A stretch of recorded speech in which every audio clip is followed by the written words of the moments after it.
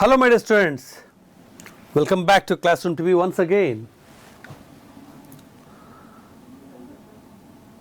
Today in this session and in the coming session we will learn something very interesting. Here if you look, people with the big rifles and then with the stones and then one with a hammer, people fighting, and then a sense of a total scene of rioting and chaos. Why this chaos? Why are the people unhappy? Why is the government or the sepoys controlling them, trying to fight with them? And you can see both of them are armed.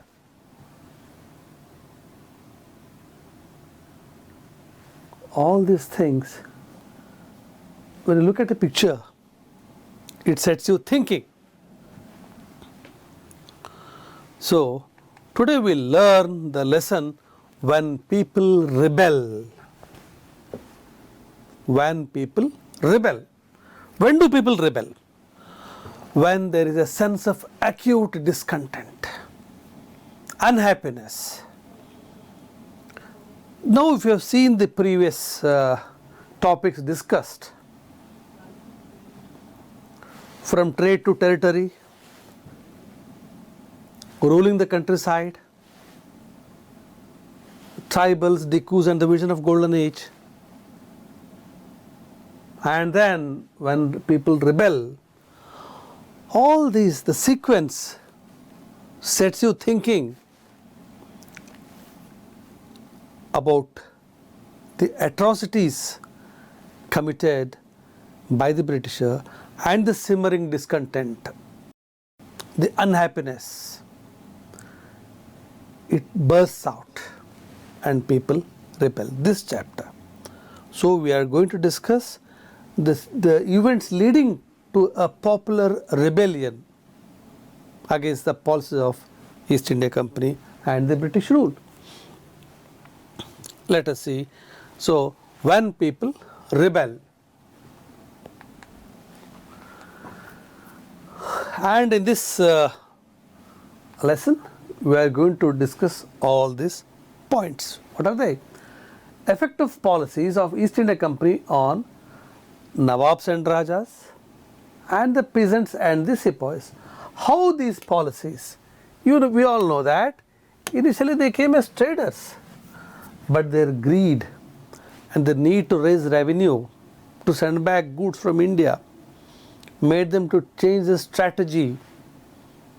Initially they were not very keen to administer, but slowly they started administering, gaining control.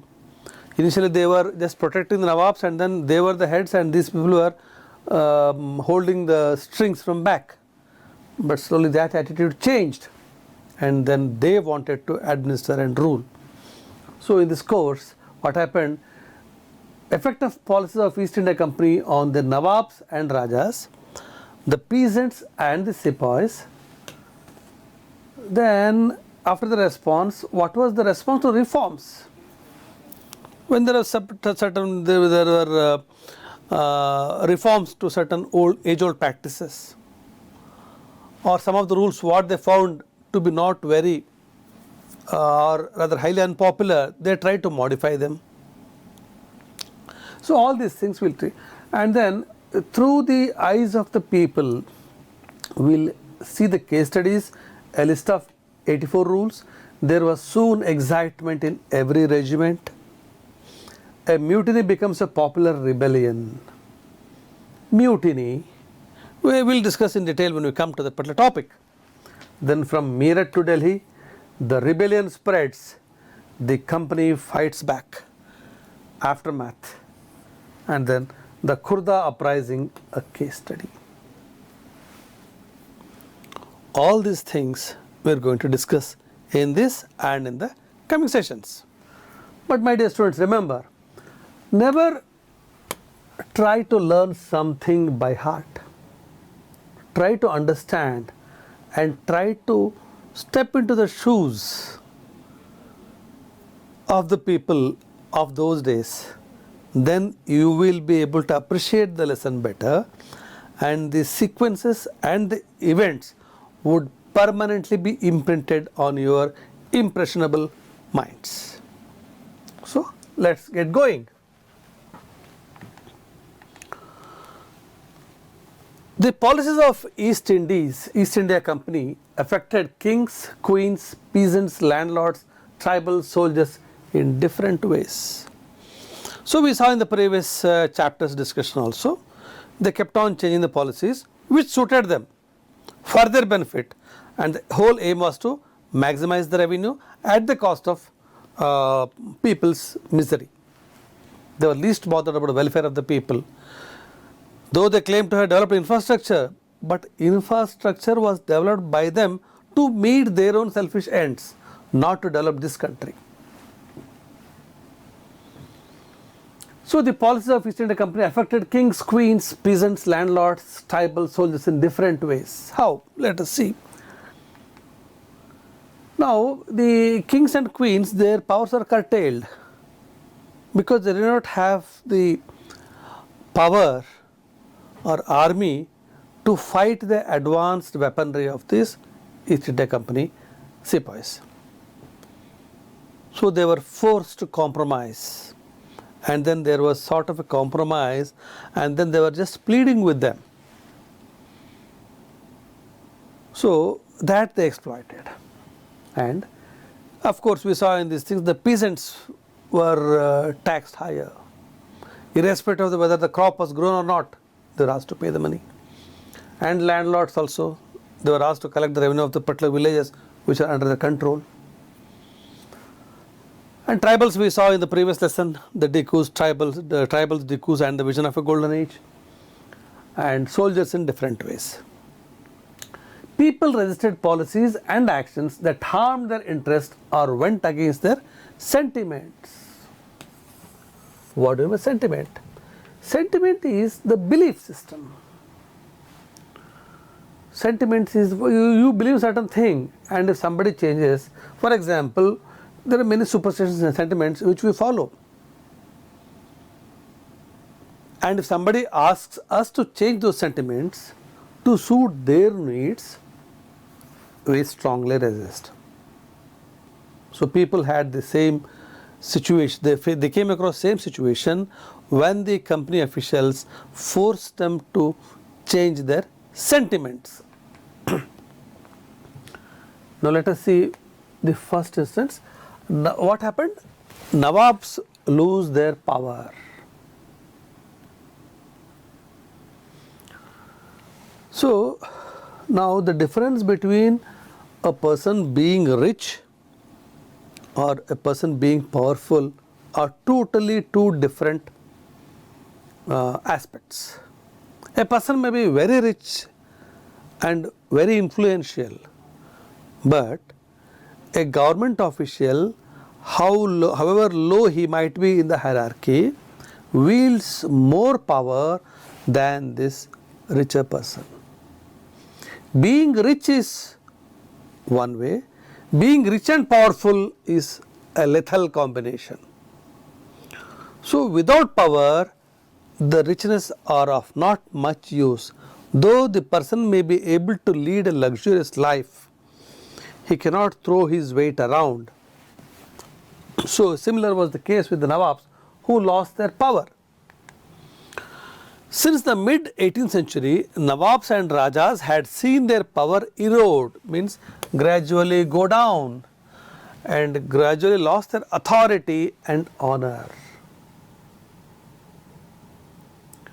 Because they could not fight the Britishers, and then they made peace with them, and they are paying them some tribute. So they had to listen to what the company officials were saying, and subsequently the British government was saying. They had to obey their commands. For outwardly they were Nawabs, but inwardly they knew that their power was not what it used to be previously.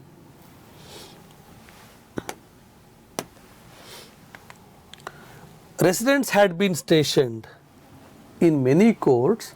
The freedom of the rulers reduced, the armed forces disbanded, and their revenues and territories taken away. Adding insult to injury, what you call, residents had been stationed. Residents means the representatives of the company who are there in the court of the Nawabs and kings and monitoring the day-to-day happenings. To ensure their own safety, the residents, representative of the company, were having a remote control in the being in the courts. So every major decision that was to be taken by the Rajas and Nawabs was to be in consultation with the residents, who in turn contacted their headquarters and then agreed or disagreed. So the kings were not, the Nawabs were not on their own. They did not have the independence to do whatever they feel like or whatever they felt like. Stationed means appointed. In many courts, the freedom of rulers reduced. Even for a small thing, they had to take permission of the residents to implement a certain rule because they didn't have the power. Their armed forces disbanded. Disbanded means the company said, why do you need army? When we are giving you the protection, we are protecting your kingdom, why do you need a separate independent army? So that way they ensured that the Nawabs did not rebel. They were sent back to barracks. Your work is not there, we don't need them, sort of the attitude which they had imbibed in the minds of these Nawabs and Rajas. And their revenues and the territories taken away. Now whenever they lost, these Nawabs lost war, these company officials, what they did, they used to annex certain area and then, or in the form of tribute, they used to demand money or revenue, regular revenue, and also take some territories. Supposing there was a port which was very useful for them for their trading activity, they used to annex that port and include in their property. Because they did not want to have a day-to-day administrative role, they allowed the Nawabs to continue to rule, but under their thumb. They had, though they were ruling, though they were administering, but they were not being truly independent, and for every decision they had to seek the permission of these residents.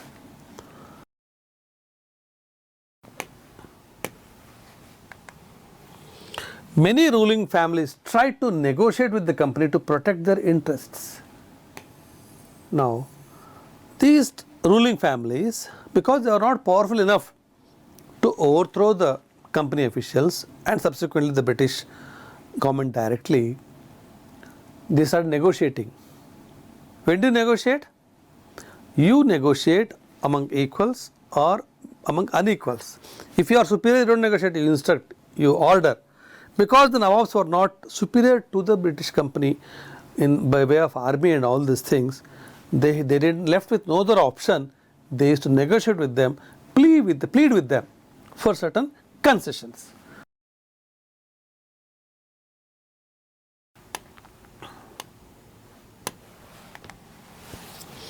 For example, let us see some examples. Rani Lakshmi Bai of Jhansi wanted the company to recognize her adopted son as the heir to the kingdom after the death of her husband.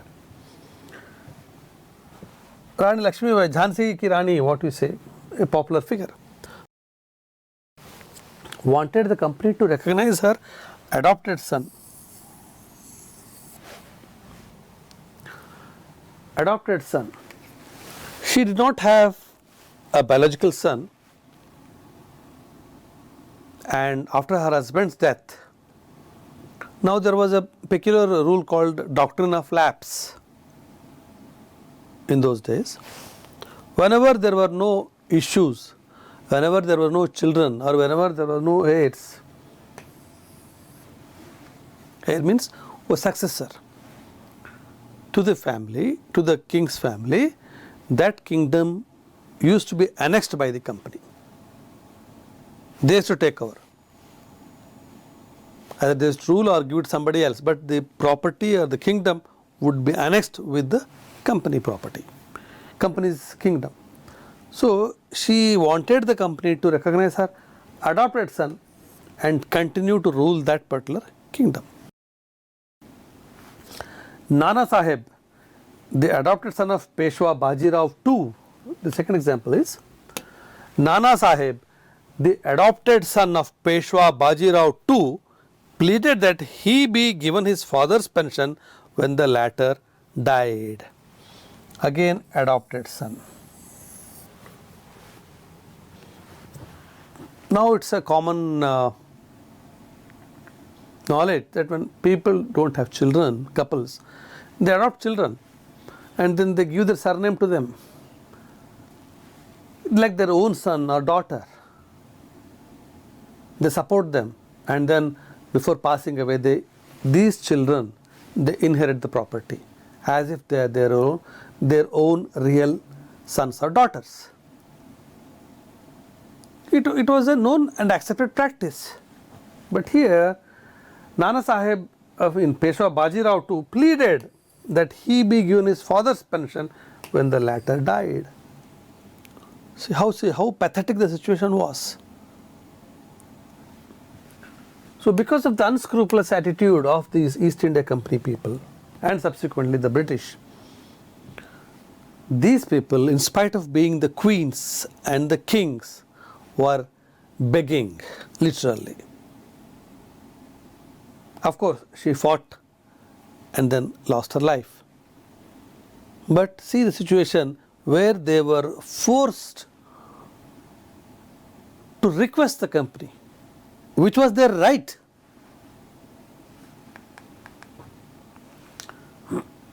The company turned down these pleas, these requests were rejected.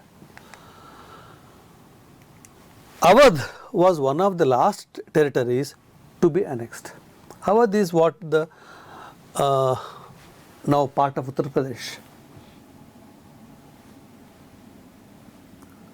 We have Bundelkhand, Baghelkhand, Bihar, Purvanchal, Avadh, this region, and then Brajbhumi. Now of course it's part of Uttar Pradesh. Now, it was being ruled by Nawab. Why did they annex? Was one of the last territories to be annexed, means to be added to their own kingdom. In 1801, a subsidiary alliance was imposed on it. Subsidiary alliance was imposed, thrust upon it, because the Nawab was not so powerful. These people, the company officials, threatened and then defeated, and then they said that you are weak, you cannot run, we will give protection and you rule on our behalf and pay us the revenue and tributes. Though officially it's an alliance, but in effect practically it was not alliance, but the Nawab of Avadh was forced to acknowledge this alliance, means joining together. Against his wishes, in 1801 he was made to sign the subsidiary alliance. The Indian states rulers were compelled to accept the permanent garrison of British Army within their territories and to pay a subsidy for its maintenance. They were compelled, you see, imposed and compelled. No, left no alternative. Yes, we are going to park our army here in the garrison. Garrison means where the army, military stays. So these East India Company officials said, we are going to maintain our garrison within your kingdom, and you have to maintain it. You have to undertake some of the expenses of things. Subsidy. They didn't have a choice. They had to agree.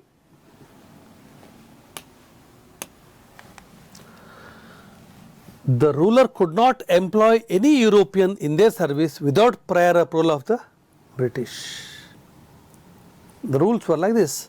They could not appoint any other European in their service without the prior approval of the British. And what was the? They could not negotiate with any other Indian rulers without consulting the Governor General. They did not have any right to negotiate with any other Indian ruler. They were literally puppets in the hands of these British. A British resident was also stationed there. So this resident was stationed to keep an eye on the Nawabs and Rajas so that they don't deviate from the conditions which were imposed upon them. They did not have the freedom to decide what they wanted to do. So after imposing the subsidiary alliance in 1801, almost after half a decade, in 1856, Avadh was taken over by Governor General Dalhousie. He was there in India as Governor General from 1848 to 1856. For 8 years he was the Governor General, who declared that territory was being misgoverned and British rule was needed to ensure proper administration. It was an excuse they wanted. First they imposed subsidiary alliance, then he was powerless, the Nawab was powerless. They put all the conditions, tied his hands literally, and then they say, after half a decade, they say it's being misgoverned and we are going to annex the property and then throw him out. Was there.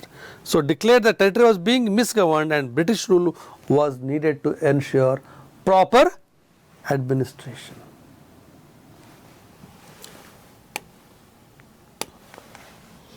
This man, Dalhousie, he was the Governor General between 1848 to 1856. The company even began to plan how to bring the Mughal dynasty to an end. Not satisfied with that, gradually their ambitions increased. From traders to territory, now the greed, they wanted to administer the territory. And then the Mughal king, the last stages, the Mughal kingdom was on the decline, and it was the rulers then were very weak, but there was one dynasty. So these people, the British wanted to erase all memories or all the vestiges, all the references to the dynasty, Mughal dynasty, and then they planned to do away with Mughal dynasty. The name of Mughal king was removed from the coins minted by the company. See, when they first came to India as traders, they took permission from Aurangzeb. A royal farman and the subsequent rules, subsequent concessions. So as part of that, because they were the head, they were ruling the country, major portions. So the areas controlled by them, the gold coins or silver coins that were minted, I mean the currency, the means of exchange of money. The coins had what? Mughal king was the name, Mughal king's name, and the image was minted on the coins. Now if you look at the coin, we have this Ashok Chakra on the coins and the pillars. Here if you look at, you have this symbol of lions, represents Indian government. Similarly, then the name of the Mughal king was removed from the coins minted by the company. Before that they were minting because they did not have the power, they took permission and then they were minting the coins, but with the name of the king because he was powerful then. Subsequently, as the company grew in power and the power of Mughal dynasty declined, they said, why do we need him? Remove him. So to remove all kinds of reference to them, even the names were removed from the coins.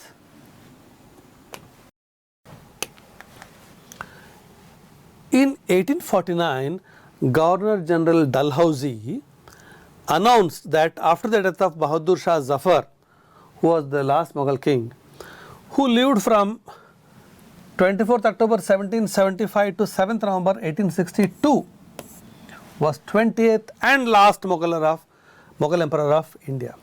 Look at the audacity of Dalhousie. He came to India in 1848, and in 1849 itself, even before Bahadur Shah Zafar died, he died in 1862. He declared that, okay, theek hai, he is the last king, Mughal king. After him, no more of his successors will be recognized as Mughal kings. They will only be referred to as princes, not kings.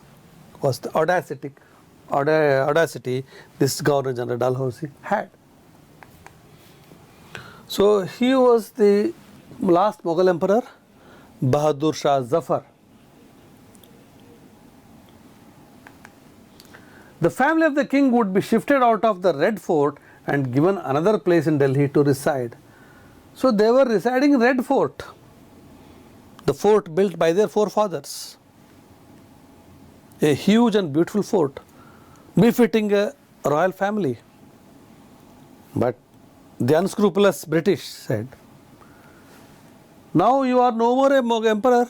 Why didn't you such a big house, big fort to live? So we will shift you to another place. So what's a reducing their status and respect they had in the eyes of public.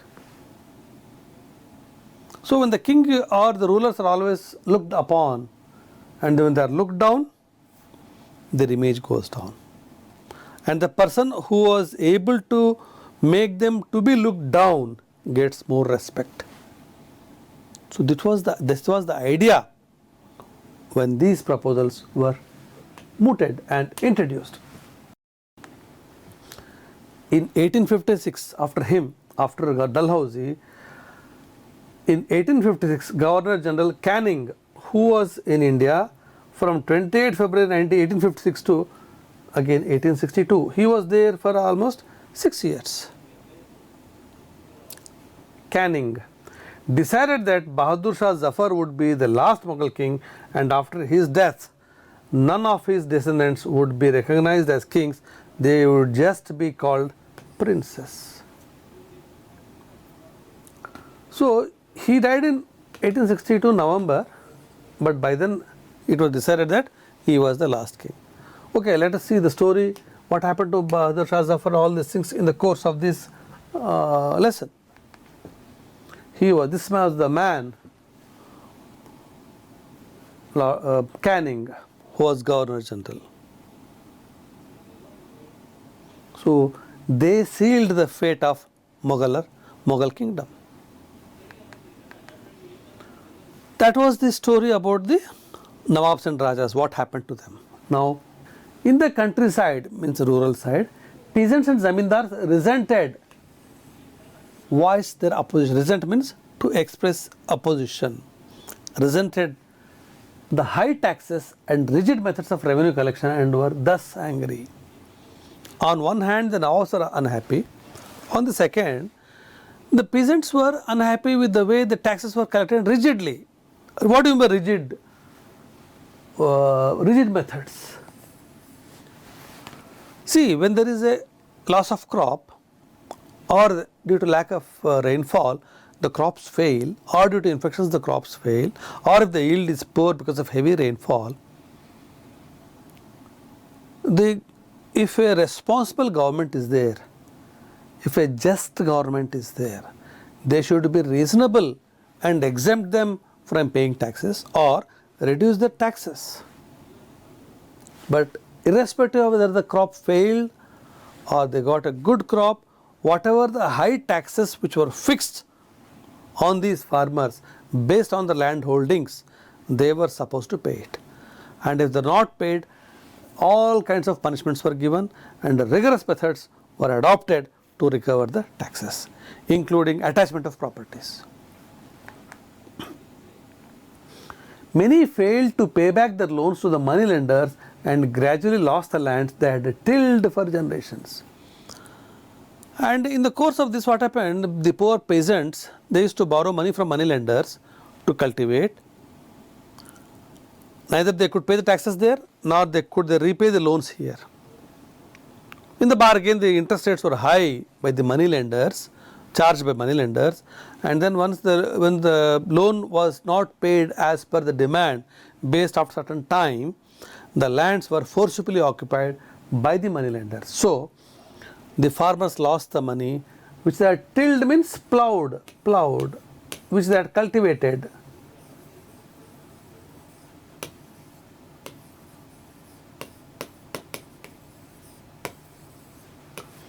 For generations. So they were pressed on both the sides.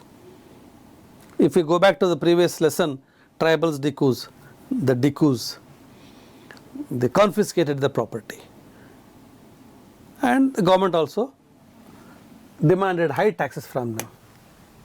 So it was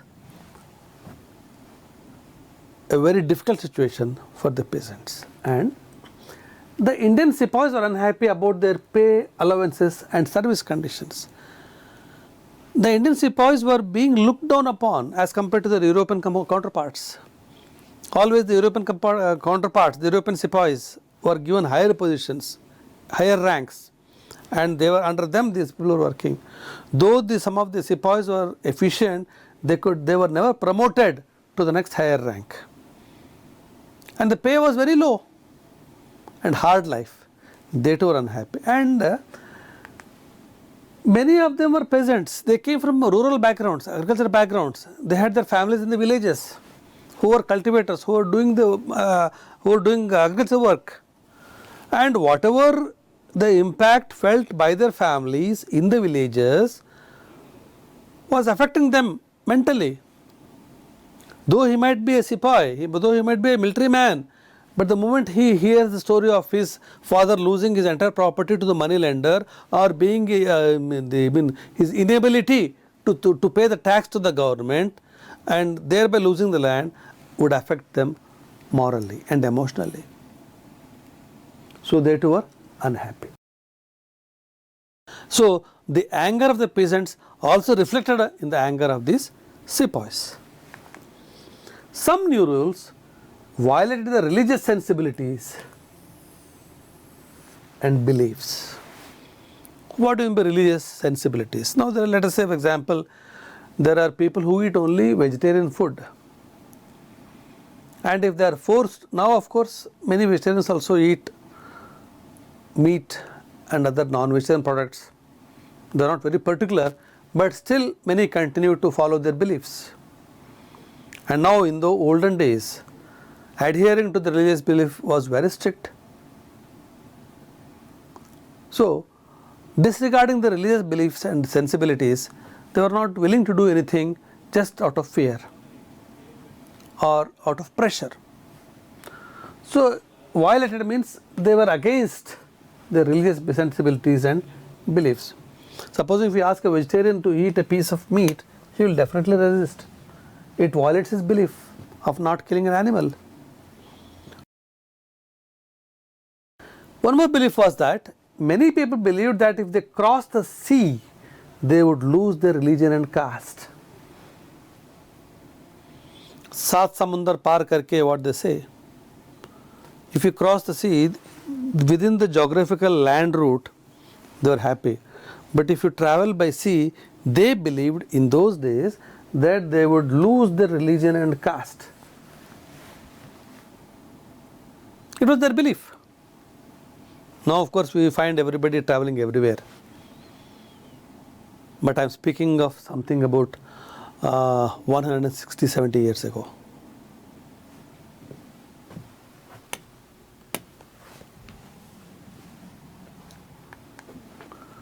When sepoys were told to go to Burma in 1824 by the sea route to fight for the company, Burma also under control of this company, they refused to follow the order, though they agreed to go by the land route. They didn't have any problem if they were transported or asked to travel by road, but they are apprehensive of crossing the sea and going to Burma. They are apprehensive against traveling via Bay of Bengal. So for this resistance, they were punished severely. They were severely punished. for refusing to do duty. And in 1856, the company passed a new law which stated that every new person who took up employment in the company's army had to agree to serve overseas if required. So they made this rule, they said in 1856. They said, if at all you want to join the army and if at all you work for the company in their army, then you need to go wherever you are posted. No excuse that my religion will change, my caste will change, nothing doing. If you are willing to go wherever you are posted, then only come and join the army. And the people out of their poverty, left with not many opportunities, they used to join army. For pressure or for money. Due to pressure or for money, they used to join. Now let us see the responses to reforms. The British believed that Indian society had to be reformed. Now the question arises, what is reform? What is advanced culture? What is civilized? What is uncivilized? We saw in the previous lesson, the Santals were supposed to be more civilized compared to other tribes who are jhum cultivators or who are hunter-gatherers. So from their perspective, they felt that Indians were not civilized and there needed to be some reforms. Some of them was reform, some of the reforms were really good, but they had a blanket opinion about India being uncivilized, leading a lot of reforms. Laws were passed to stop the practice of sati and to encourage the remarriage of widows. Yes, sati sahagamanam. In the olden days, if the husband died, on the pyre the wife also used to join on the pyre and self-immolate. She too used to die along with the husband. Sati sahagaman. That practice was opposed by many people, but that was the belief, superstition, and that needed reform, yes. And the next thing was English language education was actively promoted because they wanted India to be under their thumb and they wanted to develop a population which can work for them, for the Britishers. And to work for them, if they are asked to do the work in the native languages, it is difficult for them to communicate or do all these things, all the translations. So they slowly started introducing the English language education so that these people can work for them forever. That was the idea they had. After 1830 and then reform, in the course of reforms, you see, for the cunning need, you see, in 1830, after 1830, the company allowed Christian missionaries to function freely in its domain in this area and even own land and property. Who are missionaries? Missionaries means are representatives of the church who go about spreading about the religion and then encourage people to convert to Christianity, to their religious beliefs, spreading the religion. And what these people do? In 1850, a law was passed to make conversion to Christianity easy. Conversions. Converting a religion, changing a person's beliefs is a very difficult job. Having been born and brought up in one particular religious belief, tomorrow you change your belief and take up some other religion, getting used to it, to those customs, to those rituals is a very difficult thing. But these missionaries targeted the poor people, and of course there was this societal discrimination within the Indian community where you have this Brahmana, Kshatriya, Vaishya and Shudra. So the most downtrodden were targeted and they were given appeasements in the form of land or money or equal status. All these appeasements were given and they encouraged the conversion into Christianity with the active encouragement by the government, by the East India Company. So in 1850 a law was passed to make conversions to Christianity easy. Now conversion to easy means what happens? Now when a person dies, the property division, all these things are governed by the religious belief he was born with. Hindu Succession Act, Muslim Succession Act, Christian Succession Act. There are different acts based on which the property of the person who dies is distributed to the family based on the rules or the beliefs that person has. Now if a person changes his belief and accepts some other religion, then a tough detail, it will be a challenge to distribute the property after his death. So to avoid all these things, they made the conversion easy so that whatever troubles they were facing, they could be overcome. This law allowed an Indian who had converted to Christianity to inherit the property of his ancestors. Now as I was saying, if a person changes his belief, let us say there is a father and a son. Father belongs to the, let us say, one Hindu or Islam religion, and son changes his religion. Father may refuse. And those are what the rules. There is every possibility of his being expelled from the house, excommunicated also, because they are very particular about religious beliefs. So to overcome this problem, they said if he converts to Christianity, he can inherit the property also. Nobody can prohibit him from inheriting the property. What happens in the olden days when the sons changed religion, or for whatever reasons, if they didn't like, the father had the right, he used to excommunicate him or throw him out of his house and say, nothing, I am going to give anything out of it. But now the government encouraged the people to convert to Christianity with the rider that if they convert to Christianity, they would be able to inherit the property. So thereby slowly changing the mindset of the people. Many Indians began to feel that the British were destroying their religion, their social customs and their traditional way of life. So all these things affected them mentally. They felt that all these things are going to destroy their traditional culture. There were of course other Indians who wanted to change existing social practices. Yes, there were some Indians who were against the practice of sati.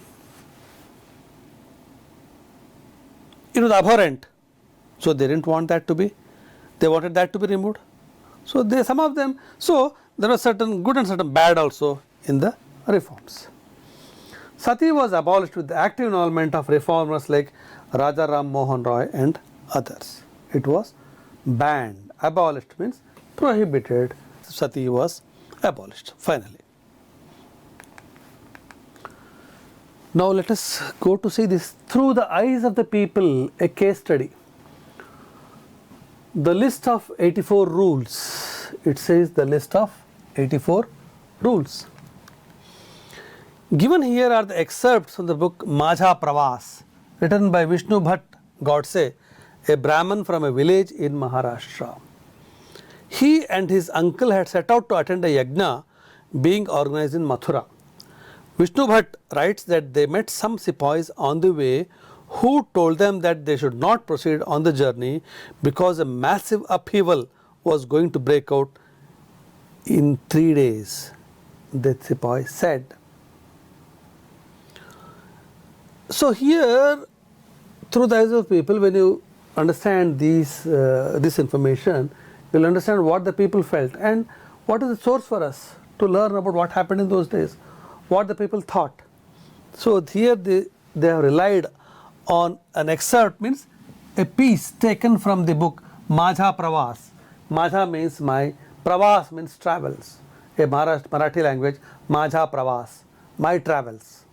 So what happens, travelers normally write their a record of what all places they have seen, how the people were. So we have this many Chinese examples, Huyen Tsang and all these people. Every time we refer to those times and say how King Ashoka ruled and how so and so king ruled based on the records of these travelers. So here this Majha Pravas written by Vishnu Bhatt Godse, a Brahmin from village in Maharashtra.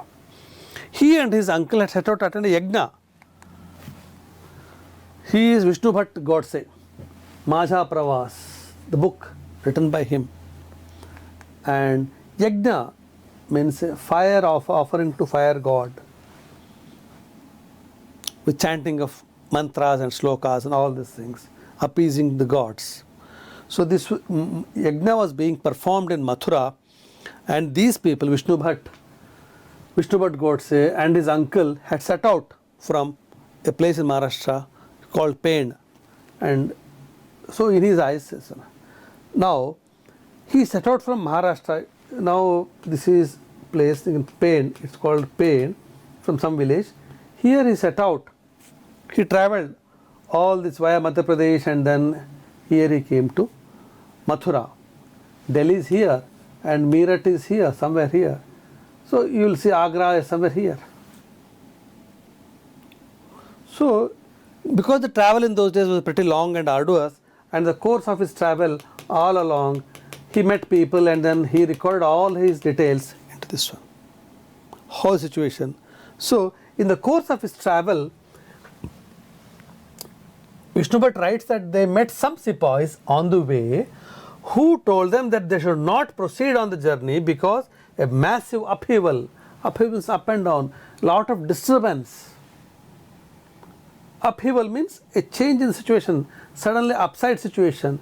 Now for example, in the COVID times, many people, many young and healthy adults, they passed away, causing a major upheaval in the lives of the families. Upheaval means a total unexpected situations.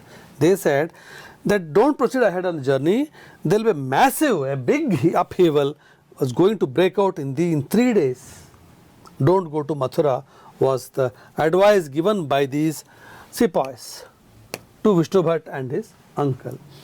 Now from his book only we will see this is what he has written. The English were determined to wipe out the religions of the Hindus and the Muslims. That they had made a list of 84 rules and announced these in a gathering of all big kings and princes in Calcutta. They said that the kings refused to accept these rules and warned the English of dire consequences and massive upheaval if these are implemented. That the kings all returned to their capitals in great anger. All the big people began making plans. A date was fixed for the war of religion, and the secret plan had been circulated from the cantonment in Meerut by letters sent to different cantonments. This excerpt is from the book which said, this is what the sepoys said to Vishnu Bhatt and his uncle. The English were determined, decided to wipe out the religions of Hindus and the Muslims. The practices they said they are going to wipe out. That they had made a list of 84 rules and announced these in the gathering of all big kings and princes in Calcutta.